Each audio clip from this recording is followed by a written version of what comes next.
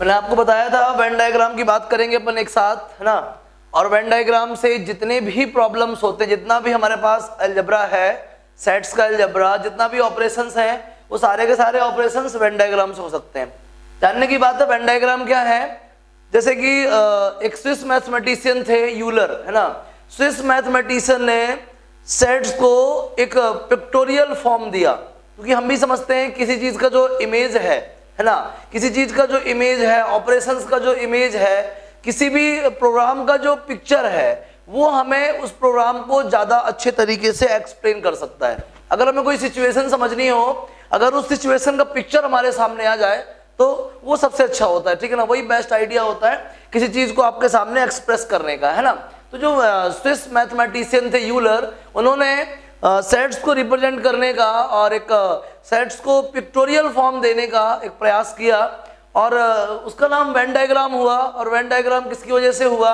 एक इंग्लिश के लॉजिशियन थे, ब्रिटिश लॉजिशियन थे। कौन थे? जॉन वेन, ठीक है ना। कौन थे? जॉन वेन या वेन जॉन। तो उनकी वजह से उन डायग्राम्स का, उन पिक्चर्स का नाम क्या हुआ? वेन डायग्राम नाम हुआ। समझिएगा इन पिक्टोरियल रिप्रेजेंटेशन में क्या क्या खास बात थी। सबसे पहले एक वर्ड अपन ने सुना है, यूनिवर्सल सेट। क्या सुना है? Universal set. जैसे कि हम किसी सेट को डिफाइन करते हैं, आपने सुना होगा सेट जो है well defined collection of elements, ऐसा कुछ सुना आपने। तो वेल डिफाइंड कलेक्शन मतलब हम किसी रेंज में उन एलिमेंट्स को डिफाइन करते हैं, ठीक है ना। तो उन रेंज में जिस एलिमेंट्स को डिफाइन करते हैं, तो उनका जो कंप्लीट एक बाउंड्री होता है, एक पूरा की तरह चाहिए, एक ग्रुप होता है, सोर्स होता है, उस सोर्स को यूनिवर्सल सेट बोला जाता है। क्या बोला जाता है? Universal set. तो वेन डायग्राम की लैंग्वेज में यूनिवर्सल सेट एक रेक्टेंगुलर ब्लॉक है। क्या है? एक रेक्टेंगुलर ब्लॉक। ये रिप्रेजेंट करता है यूनिवर्सल सेट को, ठीक है ना। जब वेन डायग्राम दिया गया या सेट का पिक्टोरियल फॉर्म दिया गया एक्सप्रेस करने के लिए, तो सबसे पहले कौन सा सेट? यूनिवर्सल सेट, जिसके अंदर हम सारे सेट्स को डिस्कस करेंगे, सेट्स के ऑपरेशंस डिस्कस करेंगे, सेट्स का अलजेब्रा डिस्कस करेंगे।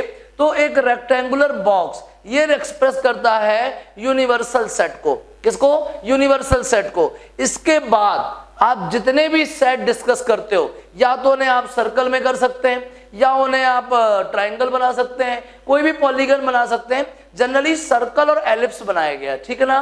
किसी भी सेट को रिप्रेजेंट करने के लिए वेन डायग्राम के अंदर या तो सर्कल के अंदर रखा गया या फिर एलिप्स के अंदर। भाई कोई लिमिटेशन नहीं है, आप ट्राइंगल भी बना सकते हैं, कोई दूसरा पॉलीगन भी बना सकते हैं, वो अपनी चॉइस है, ठीक है ना। एलिमेंट्स अगर उस सेट के अंदर हैं, तो सारे के सारे एलिमेंट्स उस पॉलीगन के अंदर आ जाने चाहिए, ठीक है ना। भले ही वो दूसरे किसी सेट में कॉमन हो, वो अलग चीज है, लेकिन अगर हमने कोई पॉलीगन यूज किया है किसी सेट को एक्सप्रेस करने के लिए, उसके सारे एलिमेंट उस पॉलीगन के अंदर लाई करना चाहिए, ठीक है ना। समझिए, तो इसमें यूनिवर्सल सेट सबसे पहले इस रेक्टेंगुलर बॉक्स से रिप्रेजेंट करते हैं। मान लीजिए अंदर कोई सेट है ए, ये हो गया सेट ए। जनरली देखिए मैंने भी सर्कल बना दिया, जनरली सर्कल ही लोग बनाते हैं। दूसरा सेट है मेरे पास ये बी। आप बहुत अच्छे से देख पा रहे होंगे, आपने सुना होगा वेन डायग्राम, अरे बाप रे बड़ी चीज है, जॉन वेल ने दी। अरे इतना नहीं लोड लेना है, ये बिल्कुल एकदम सिंपल बात है, एकदम व्यवहारिक है, बहुत ज्यादा लोड लेने की जरूरत नहीं है। कई बार क्या होता है ना, जब कोई आने वाला होता है अपन उसको बड़ा महिमा मंडन कर देते हैं, अरे फला आदमी आ रहा है, ऐसे आएगा वैसे आएगा, तो अपन घबरा जाते हैं, भाई कैसा होगा हमारे साथ, जिस तरीके से हम लोग रह रहे हैं वो प्रैक्टिकली पॉसिबल है कि नहीं है, या प्रैक्टिकली इजी है कि नहीं है, इसलिए अपन घबराते रहते हैं, ठीक है ना। चलिए, ये दो सेट्स हैं हमारे पास ए और बी। मान लीजिए इसमें तीन तीन एलिमेंट्स हैं, ये है ई एफ जी, इसमें है जी एच के। आप देख रहे होंगे कि सर जब जी इधर पे है तो जी इधर कैसे? हाँ सही बात है, मतलब ये दोनों सेट्स डिसजॉइंट सेट नहीं है। जैसे मैंने इधर रख दिया, ए इधर रख दिया, बी इधर रख दिया, ए और बी को मैंने अलग अलग रख दिया, जबकि दोनों में जी है। तो इस डिब्बे के अंदर जी की दो लोकेशन तो हो नहीं सकती हैं, मतलब कि ये बी डिसजॉइंट नहीं है, ये बी कुछ इस तरीके का है, जी एच के। देख लिया आपने, आपके पास दो सेट थे ए और बी, ठीक है ना। ए में कितने एलिमेंट थे? ई एफ जी, और बी में कितने एलिमेंट थे, जी एच के। लेकिन भाई अगर जी प्रेजेंट है तो जी की लोकेशन तो एक ही होगी। अब आप सोचोगे ए में अलग जी बना दो, बी में अलग जी, ऐसा तो है नहीं, एक ही जी है, दोनों में रहेगा। हाँ कैपिटल स्मॉल होता, अगर होता है ना तो अलग बात थी। यहाँ पे स्मॉल जी ही है, मतलब सेम वैल्यू है, मतलब दोनों में है। तो ये सेट्स जो हैं अलग अलग नहीं बन सकते, डिसजॉइंट नहीं बन सकते, वो जॉइंट हैं। अब देखो आप, अगर मैं बोलूं ए और बी का यूनियन फाइंड करो, क्या फाइंड करो, ए और बी का यूनियन, तो आप क्या बना दोगे, लो भैया ए के पूरे ले लो, बी के भी ले लो, कॉमन वाले को एक बार ले लो, एक ही बार तो लिया, ये लो आ गया यूनियन। समझ रहे हैं ना। तो मैं अब आपको स्टेप बाय स्टेप सारे ऑपरेशन, सारे अलजेब्रा बताने जा रहा हूं, ठीक है ना। चलिए नोटिस कीजिएगा, ये हमारे पास यूनिवर्सल सेट हो गया और ये हमारे पास दो सेट प्रेजेंट है। इनको आप ध्यान से देखते रहिए आराम से। हमारे पास ये दूसरा यूनिवर्सल सेट हो गया और ये हमारे पास दो सेट प्रेजेंट है, ये ए है और ये कौन है, बी है, ठीक है ना। ये यूनिवर्सल सेट हो गया और हमारे पास ये दो सेट प्रेजेंट है। हर बार यू नहीं भी लिखेंगे तो चल जाएगा, लेकिन लिख देना है तो अच्छा रहेगा। ये ए है और ये क्या है, बी है। समझ आ रहा है कि नहीं आ रहा, क्लियर हो रहा है कि नहीं हो रहा। चलिए आगे देखिए। तो आपका सेट ऐसा भी हो सकता है, बिल्कुल डिसजॉइंट, कोई लेना देना नहीं है। एक सिचुएशन ये भी लिख लेते हैं अपन,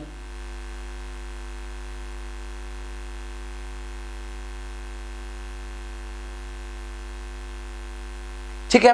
बात को बहुत ही गंभीरता से समझिएगा। जैसे ये हमारे पास यूनिवर्सल सेट है और इसके अंदर दो सेट हैं ए और बी, ये क्या कहना चाह रहे हैं, we are disjoint, there are no common elements with parallel, no common elements in A as well as B, there are no common elements in क्या, A as well as B. Clear. दूसरा क्या कहना चाहता है, कुछ portion common है, ए का कुछ पोर्शन बी में ओवरलैप हो रहा है और बी का कुछ पोर्शन ए में ओवरलैप हो रहा है। क्लियर हो गया। आगे देखिए ये तीसरा वाला, अरे बी तो पूरी तरीके से ए के अंदर है। अब जैसे जैसे मैं बोल रहा हूं ना, आपके पास पुरानी टर्म्स आपके दिमाग में आना शुरू हो गई होंगी, फटाक फटाक, अरे सर ये तो उसकी बात कर रहे हैं, अरे सर ये तो उसकी बात कर रहे हैं। देखना मैं सब कुछ बता रहा हूं आपको, देखिएगा ये ए और बी हैं, किस तरीके से रखे हैं, दूर दूर तक इनका कोई कांटेक्ट नहीं है, कुछ भी रिलेशन नहीं है। मतलब ये दोनों कैसे सेट्स हैं, डिसजॉइंट सेट्स हैं। कैसे सेट्स हैं, डिसजॉइंट। प्रैक्टिकली है ना, जो ज्वाइन नहीं है वो डिसजॉइंट, सिंपल है ना। दूसरा देखिए, इसमें क्या केस है भाई, हाँ कुछ पोर्शन ही कॉमन है, ठीक है ना। जब इस सर्कल को बनाएंगे तो यहां से गुजरेंगे, ये हिस्सा इसका है। जब इसको बनाएंगे तो यहां से गुजरेंगे, ये हिस्सा इसका है। मतलब ये हिस्सा इसका भी है और ये हिस्सा इसका भी है। मतलब ये क्या कॉमन पोर्शन है, क्या है ये कॉमन पोर्शन है। बोले अच्छा इनमें कुछ ना कुछ कॉमन है, हाँ इन दोनों का पार्शियल पोर्शन क्या है, कॉमन है। मतलब ये दूसरे को, एक दूसरे को इंटरसेक्ट करते हैं, मतलब इनमें कुछ ना कुछ इंटरसेक्शन है। आगे आ जाओ, अरे ये तो बी पूरा का पूरा ए के अंदर है, मतलब B is the subset of A, B पूरा का पूरा A के अंदर है, मतलब B के सारे एलिमेंट्स कहां पे हैं, A में है। भाई होंगे ना, A के खुद ही अंदर है, वो सारे एलिमेंट्स तो A के अंदर होंगे ही। B is the subset of A, B is the subset of A। इधर आ जाओ, इधर पे क्या है, A B के अंदर है, मतलब A is the subset of B। समझ आ गया, क्लियर हो गया। क्या क्या वैरायटी मिल गई, सेट्स डिसजॉइंट भी होते हैं, सेट्स इंटरसेक्टिंग भी होते हैं, सेट सबसेट भी होते हैं, सेट सबसेट भी होते हैं। समझ में आ गया। इधर पे कौन है, इधर है B is the subset of A। इधर पे क्या है, A is the subset of B। इधर पे क्या है, A and B are disjoint, मतलब the cardinal number of A intersection B is क्या, 0। अगर कार्डिनल नंबर नहीं लिखना है, सिर्फ सेट लिखना है, तो क्या आएगा 5, ठीक है ना। और ये क्या है, कुछ ना कुछ है। समझ आ गया, क्लियर हो गया। चलिए आगे बात करिएगा। सबसे पहले समझ आ गया आपको कि सेट्स इस तरीके से भी हो सकते हैं डिसजॉइंट, इस तरीके से भी इंटरसेक्टिंग, और ये सबसेट वाला केस समझ आ गया। चलिए ऐसे रिप्रेजेंट करते हैं, ये भी आपको दिख गया होगा। अभी ना मैं हर क्वेश्चन को वेन डायग्राम से लगाऊंगा। सेट्स के अंदर हर ऑपरेशन वेन डायग्राम से पॉसिबल है, ठीक है ना। चलो देखो अब कुछ अलजेब्रा की बात करते हैं अपन, ठीक है। चलिए सबसे पहले मैं बात कर रहा हूं यूनियन की।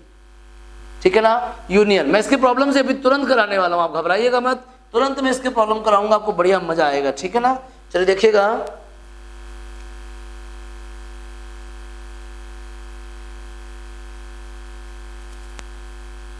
सबसे पहले यूनियन ऑफ सेट्स, ठीक है, वेन डायग्राम से मैं 4 केसेस की बात करता हूं। पहला केस मेरा ये है, ये बाहर वाला B, अंदर वाला A। मेरा दूसरा केस क्या है, ये A कुछ, ये B कुछ। मेरा तीसरा वाला केस ये है, A और B एकदम अलग अलग, ठीक है। देख लिया अपने तीनों केसेस, समझ आ गया। चलिए मैं बात कर रहा हूं यूनियन ऑफ सेट्स की। किसकी बात कर रहा हूं मैं, यूनियन ऑफ सेट। समझिएगा,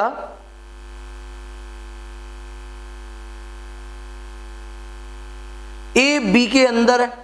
अगर मैं यूनियन की बात करूं, यूनियन मतलब है ए और बी के सारे एलिमेंट्स का ग्रुप। मतलब क्या हुआ, ए और बी के सारे एलिमेंट्स का ग्रुप। ए तो ऑलरेडी बी के अंदर है, सारे एलिमेंट्स ऑलरेडी बी के अंदर है ए के, तो यूनियन क्या होगा, ये पूरा बी। यूनियन क्या होगा, ये पूरा बी होगा यूनियन। समझ आ गया। मतलब आपने क्या देखा, ए यूनियन बी कितना बन गया, बी बन गया। क्यों, क्योंकि ए तो ऑलरेडी पूरी तरीके से उसके अंदर था। इसमें आ जाओ, चलो ए तो पूरा लेंगे ही, बी भी लेंगे, ये देख लीजिए। तीसरा, ए भी पूरा लेंगे, बी भी पूरा लेंगे। ये हो गया क्या, ए यूनियन बी। समझ आ गया सबको, ए यूनियन बी। इस तरीके से चाहे आप सबसेट हो, चाहे कुछ ना कुछ कॉमन पोर्शन रखते हो, चाहे आप डिसजॉइंट हो, यूनियन का मतलब है set of all the elements present in given sets. ठीक है ना, जो सेट्स आपने दिए हैं उनके सारे एलिमेंट्स का जो सेट है that is union of given sets. Clear, कोई प्रॉब्लम है, समझ आ गया। चलिए अब मैं बात कर रहा हूं इंटरसेक्शन की। क्लियर हो गया आपको अच्छे से, बढ़िया, कोई प्रॉब्लम। चलिए देखिए, मैं बात कर रहा हूं इंटरसेक्शन ऑफ सेट्स की। छापते भी जाइएगा जहां आपको जरूरत लगे, और बाकी जैसे भी अपन प्रॉब्लम स्टार्ट करेंगे ना, बहुत बढ़िया समझ में आएगा आपको। वेन डायग्राम एकदम बिल्कुल रट जाएगा, बहुत मजा आएगी आपको। Intersection of sets, intersection of sets समझिएगा। सबसे पहले हमारे पास ये यूनियन, एक सेट ये ए, दूसरा सेट क्या ये बी। सेकंड केस में आइए, ये ए और ये क्या बी। तीसरे केस में आइए, ये ए और ये क्या बी। समझिएगा बहुत ध्यान से, ये यूनिवर्सल सेट है। ध्यान दीजिए, हमसे बोल रहे इंटरसेक्शन ऑफ सेट्स। इंटरसेक्शन मतलब set of common elements, set of common elements. इसमें देखिए ए और बी में कॉमन क्या होगा, ध्यान रखना। ए एक बड़ा सा सेट है, उसमें कुछ एलिमेंट्स हैं। बी दूसरा एक सेट है, उसमें भी कुछ एलिमेंट है। अगर आप वेन डायग्राम देखें तो बी पूरा का पूरा ए के अंदर है। इसका मतलब है बी के सारे एलिमेंट्स ए के अंदर है। बी के जितने भी बी में एलिमेंट हैं वो पूरे के पूरे ए में है, लेकिन ए में कुछ एक्स्ट्रा भी होंगे जो इधर उधर पे होंगे। ए में कुछ एक्स्ट्रा भी होंगे जो इधर उधर होंगे, ठीक है ना, वो बी में तो नहीं आएंगे। भाई ये जो मैंने सी लिख दिया, क्या ये सी ए में है? हाँ है। क्या ये सी बी में है? नहीं भैया, बी के बाहर है। तो कुछ एलिमेंट्स ऐसे भी होंगे ए में जो वाकई में बी में नहीं है, बट बी का हर एलिमेंट कहाँ होगा? ए में। जब कॉमन ढूंढने जाएंगे तो क्या मिलेगा? बी। क्यों भाई, ए के सारे एलिमेंट तो बी में होंगे नहीं, लेकिन बी का हर एलिमेंट कहाँ पे है? ए में है। तो बी और ए में कौन से एलिमेंट्स कॉमन है? जो बी के अंदर है। आया समझ में? क्योंकि ए में कुछ एक्स्ट्रा एलिमेंट्स भी होंगे जो बी में नहीं है। आया समझ में? अब देखिए इधर ए और बी में कॉमन क्या है भैया? ये पोर्शन कॉमन है, ये ले लीजिए, ये कॉमन पोर्शन है, ठीक है। ये आ गया क्या? ये ए इंटरसेक्शन बी, ये तो बी आ गया भैया, ये है ए इंटरसेक्शन बी। इसमें देख लो यार, कुछ भी कॉमन नहीं है, है क्या? ए और बी में कुछ भी कॉमन है? नहीं है। मतलब A इंटरसेक्शन B इक्वल 5। आ गया समझ में? A इंटरसेक्शन B क्या हो गया? 5 हो गया, कुछ भी कॉमन नहीं है। समझ आ गया? चलिए इसके बाद देखिए यूनियन हो गया, इंटरसेक्शन हो गया। अपन अब बात करते हैं डिफरेंस ऑफ सेट्स की। किसकी बात कर रहे हैं? Difference of sets. मिटाएं इसको।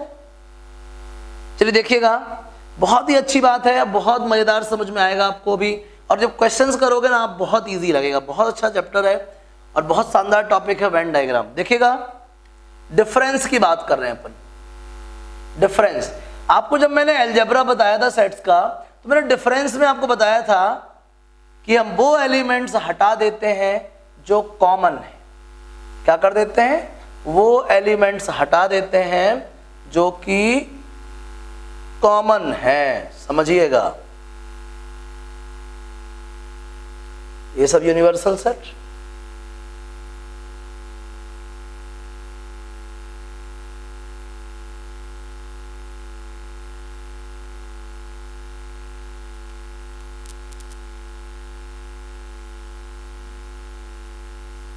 ठीक है, इसमें एक और नया केस बन सकता है यार, इसको मैं इधर बना दूं क्या?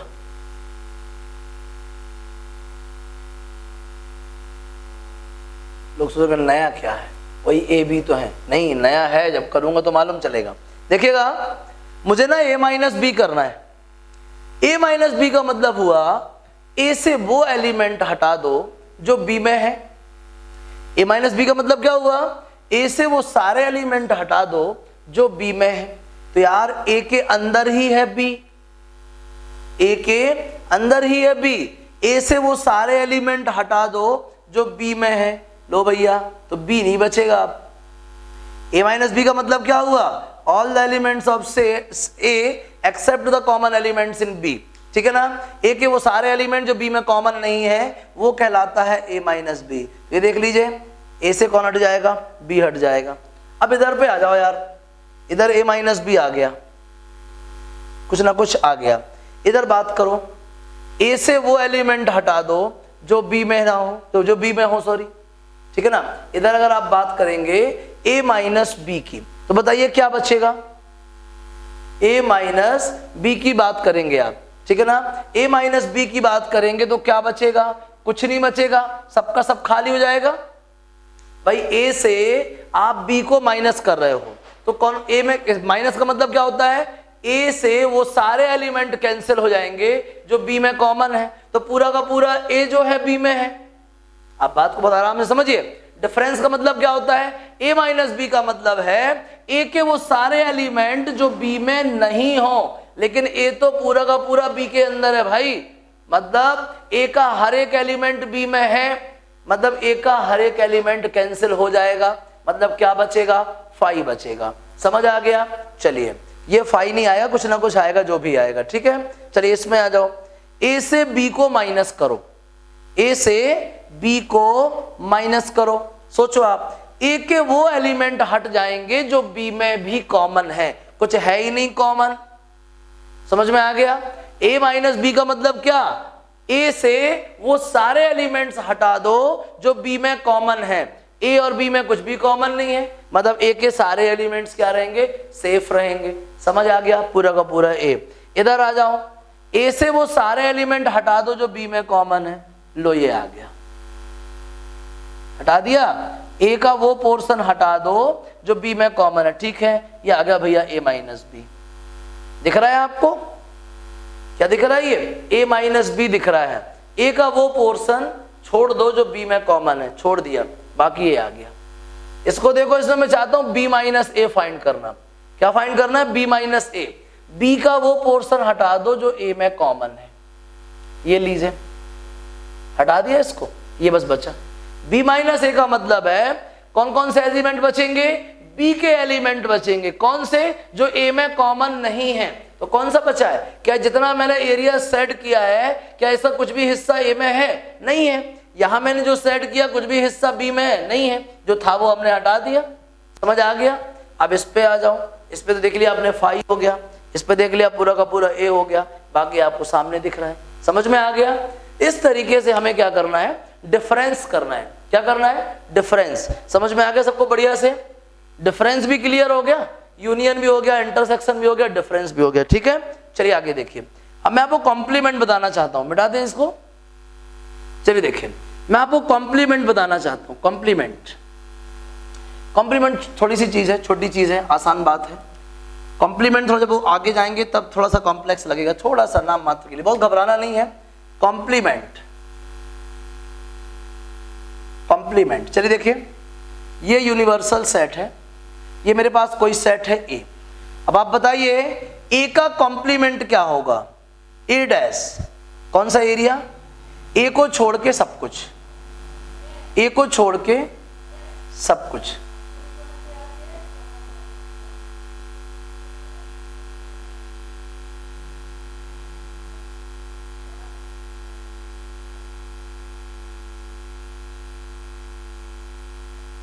ए को छोड़ के सब कुछ आ गया समझ में? ए को छोड़ के पूरा रीजन क्या कहलाएगा? ए डैश कहलाएगा। समझ में आ गया? ए को छोड़ के पूरा का पूरा रीजन क्या कहलाएगा? ए डैश कहलाएगा। आ गया समझ में? कोई मुश्किल है? ए को छोड़ के पूरा जो रीजन है वो क्या कहलाएगा? ए डैश। ये होता भाई कॉम्प्लीमेंट ऑफ सेट। ठीक है, समझिए।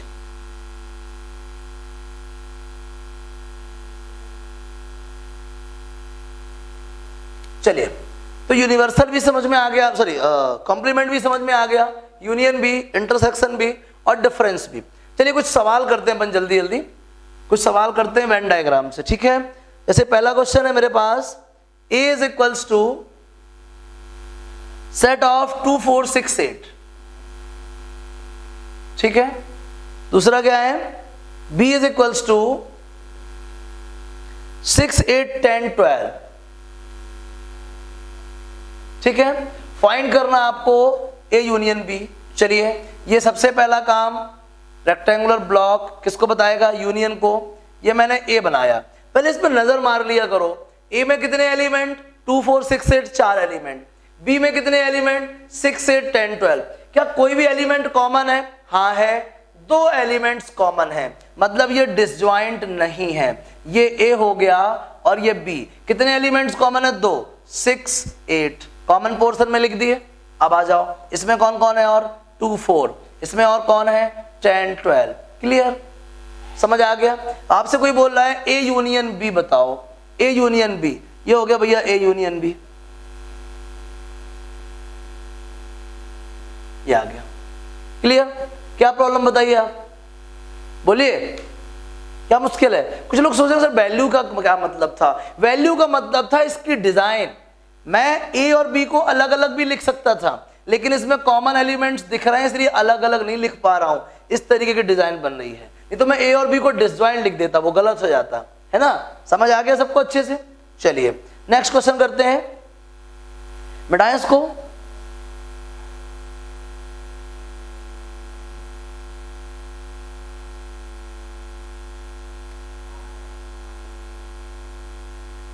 A का वैल्यू दिया है सेट ऑफ AEIOU। सीट के ही प्रॉब्लम सॉल्व कर रहा हूं, टाइप 4 या टाइप 3 पता नहीं, मुझे अच्छे से याद नहीं, टाइप 4 होगा। B is equals to AIU। Clear? चलिए, क्या चाहिए आपको? A union B, A union B। अब देखना अच्छे से, सेट्स को देख लो बहुत अच्छे से। ये मैंने यूनिवर्सल सेट बना लिया। A में कितने एलिमेंट्स है? 5, AEIOU। और B में कितने एलिमेंट है? 3, AIU। महत्वपूर्ण बात समझिए, B के सारे एलिमेंट A में दिखाई दे रहे हैं क्या? देखो AIU, तो कैसा डिजाइन बनेगा? A बड़ा है तो बड़ा बनेगा, B छोटा है तो छोटा बनेगा, लेकिन B के सारे एलिमेंट्स A में है इसलिए अंदर बनेगा। A यूनियन B, लो भैया A और B को पूरा पूरा सेट कर दिया। अरे ये तो सिर्फ A बस सेट हुआ है, इनडायरेक्टली बोला जाए तो। हाँ भाई वही तो है। तो A यूनियन B दिखने में कैसा लग रहा है? A के जैसा लग रहा है। किसके जैसा लग रहा है? A के जैसा। समझ आ गया आपको बढ़िया से? क्लियर हो गई बात?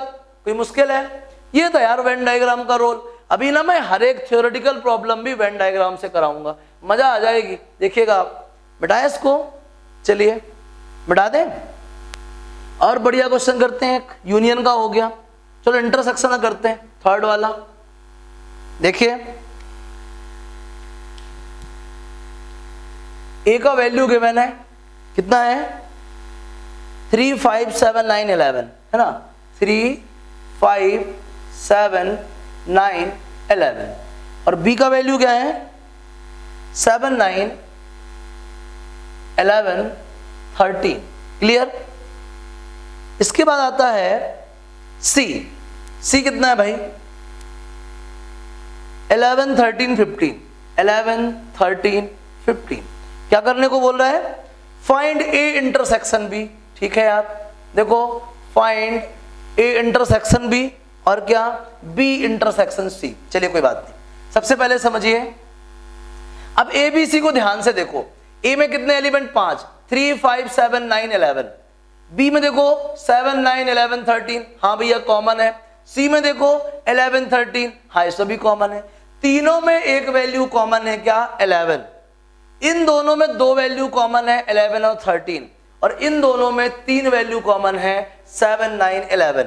लेकिन 3 5 किसी में कॉमन नहीं है। चलिए ये बना दिया मैंने a। ठीक है ना। b के साथ कितनी वैल्यू कॉमन है 3 वैल्यू कॉमन है, ये बना दिया मैंने b। ठीक है ना। c के साथ कितनी वैल्यू कॉमन है a में 1 और b में कितनी 2। a में 1 है, a में सिर्फ क्या है 1 है और b में कितनी है b में है 1 और 2। चलो देखो यार ये आ गया, समझना बात को आप। ये हो गया 3 5, ये हो गया 7 9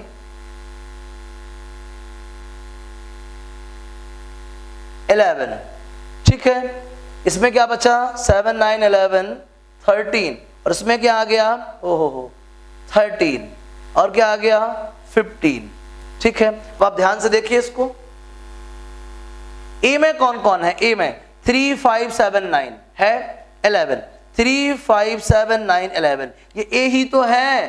अच्छे से देखो, अच्छे से बना नहीं पाए, सॉरी यार, डायग्राम अच्छा नहीं बना, एक सेकंड सॉरी।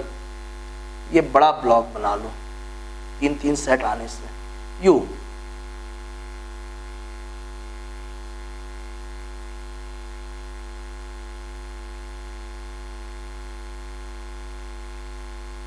ओहो, ये ड्राइंग का बड़ा इशू है। चलिए देखिए,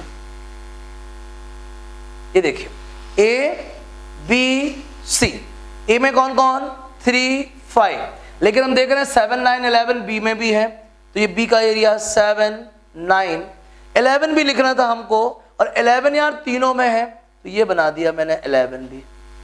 ठीक है, इसमें 7 9 11 हो गया 13 13, अब इसमें तीनों में 11 13 11 13 15 बाहर था। अब आप ध्यान से देखिए, A में कौन कौन है 3 5 7 9 11 बन गया, B में कौन कौन है 7 9 11 13, C में कौन कौन है 11 13 15। अब जाके देखना A और B में कौन कौन कॉमन है, ये A का हो गया और ये B का हो गया। कौन कौन है 7 9 11, ठीक है ना 7 9 11।